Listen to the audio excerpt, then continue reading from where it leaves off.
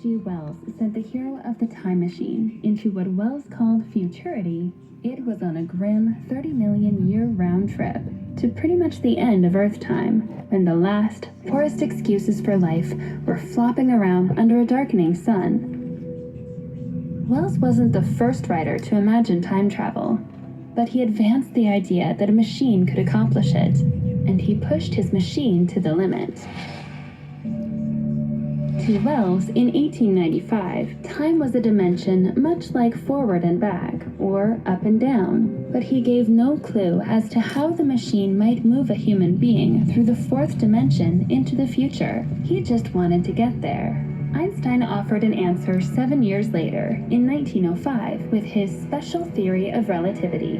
Time, by Einstein's equations, was not a fixed property of the universe, but a relative property of things in motion. So began a century of strong, almost gravitational attraction between physics and fiction. The neatest, and certainly the most famous, may be that of Carl Sagan and his novel Contact. But more about that in a minute. It takes a lot of gravity to significantly warp time. A black hole has such enormous gravitational force that it creates a tear in space-time itself. But a black hole is no portal because it will suck a would-be time traveler into the cramped quarters of infinite density forever. A properly engineered wormhole theoretically creates a passage between two black holes that leads to another place in the universe. A bit of galactic-scale fiddling with one end of the wormhole turns it into a time machine. The Einstein-Rosen bridge, as the notion was then called, looks like a black hole attached to a mirror image of itself.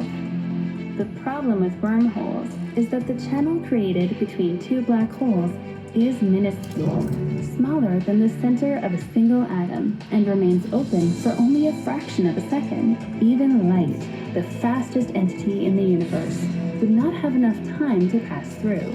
And no matter how sturdy the spacecraft, our traveler would inevitably be ripped apart by the black hole's immense gravitational forces. Because of these and other problems, the Einstein-Rosen bridge was for many years thought of as a geometric curiosity, a theoretical quirk that could never be of use to even a fictional time traveler. Einstein's equations might allow for wormholes, but the universe certainly did not. All that changed in the 1980s, however, when a physicist at the California Institute of Technology devised a better way to use wormholes as time machines. If Einstein and Rosen are the architects of the space-time shortcut, then Kip Thorne of Caltech is its structural engineer. Thorne was the one Carl Sagan turned to when he needed to jump a character through space in his novel Contact. Starting from the rough sketch that Einstein and Rosen left behind, Thorne created an algorithm that describes in strict mathematical terms the physics of a working time machine. Thorne's problem was finding a way to hold open the wormhole's channel, or throat, long enough for an explorer to pass through. Ordinary matter won't do. No matter how strong it is, any scaffolding made of matter cannot brace against the crush of space-time. Thorne needed a substance that could counteract the squeeze of a black hole. Thorne needed anti-gravity. Instead of contracting the space around it, as ordinary matter does, anti-gravity, or negative energy, as it is sometimes called, pushes it apart. In theory, anti-gravity would be placed inside a wormhole's throat, opening it wide enough for an astronaut, or possibly even a spaceship, to pass through. The problem is finding it.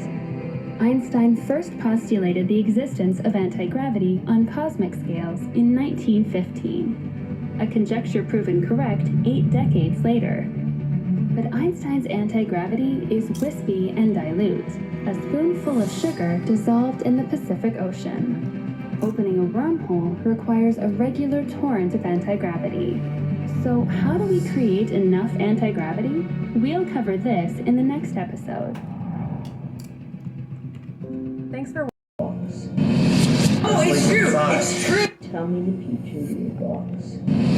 Oh, it's true! Box. It's true! Welcome back to What's Inside. I'm Lincoln, this is Dan, and today we have a real time machine. Did you know that you can buy them? We went to the magical place of eBay. That is the place where you buy time machines. Yeah. I can't imagine that this thing is real and that it actually works, but the ad was pretty convincing in there. And it also said that you have to believe yourself in order for it to Believe. work. You need to believe. Let's open up the box. And there is a full-on quick start guide. It says, important, be very careful when open this box. The time machine is inside. Oh look, there's a nice, really nice black hair. Really long black hair. Oh. Nobody in our house has black hair. When take it out from the box, be very gentle and slow. It is placed upside down for easy removal from the box for your info. Or you might crash the box. Open with care, important. And then highlighted with 2 stars, not 1 but 2. Judge its function, not its appearance. Function. So that's basically saying it's gonna look really weird. It's gonna look really bad. We love buying weird things off the internet, seeing what's inside of them. Oh, and it comes with a book. Mastering Time Travel, Voyages Through Time. This book was signed with a pen that's cost $777. Pretty gentle. Oh! Whoa! What was that? 2 books? Astral Projection to the Space and Universe. What does this sticky note say? Free Don't do no actual projection. They obviously will show you something that can help you know some of the future, but they're gonna also put stuff in there that you shouldn't have nothing to do with. Do not astral project. Of course, they're gonna stick that in there, right? stiff. Free stiff. Leslie's like, throw it off the ground. Oh, Heavy? it's coming. Wait. Okay, there's a paper in there too. Okay, I'm turning it over. There it is. It's just a paper. Oh, that side's pretty fancy looking. Look at this one. This one's like blue colors and gold leaf and stuff. Oh, how much does this cost?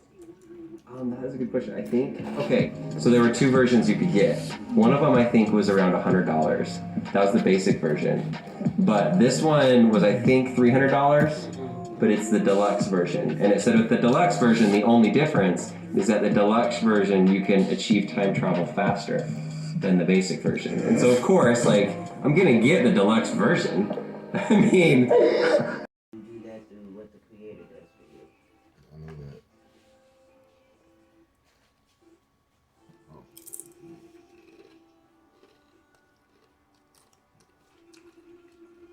It's a question as old as time itself. Is time travel possible? According to a YouTube video posted by George Clark, not only is it possible, he says he's got proof. You've got to see this.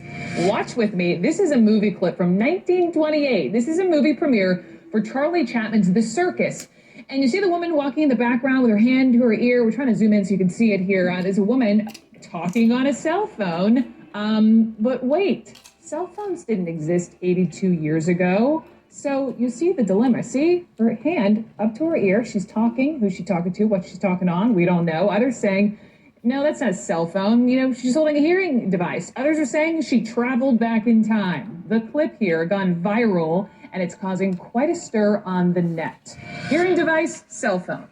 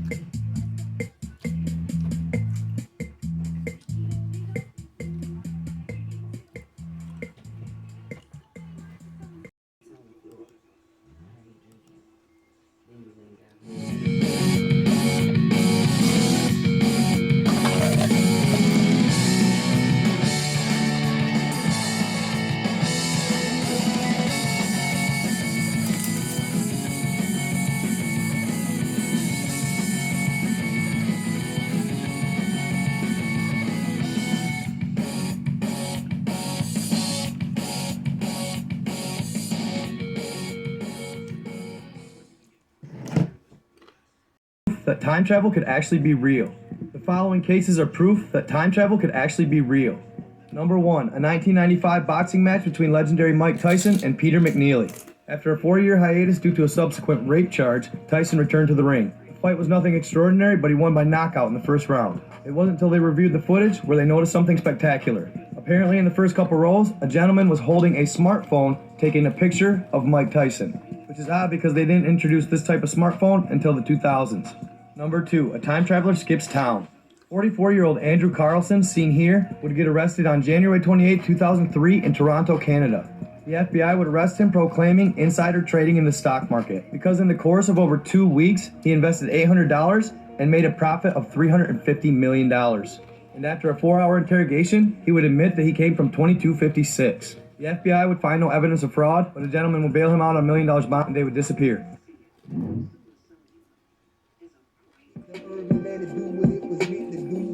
In nature, cause I know she on the mission too. You're trying to float in water, sun burning California. Respect the water, some of the richest countries underwater. These are bars, protect our children, they the stars. We at war, we winning victory, all the gods. Fuck the odds, we multiply, look at the sky. Fuck a bullet and fuck the cops, we never die. Super ether, they mad cause they can never fly. I'm really fly, I smile a lot cause I'm really high.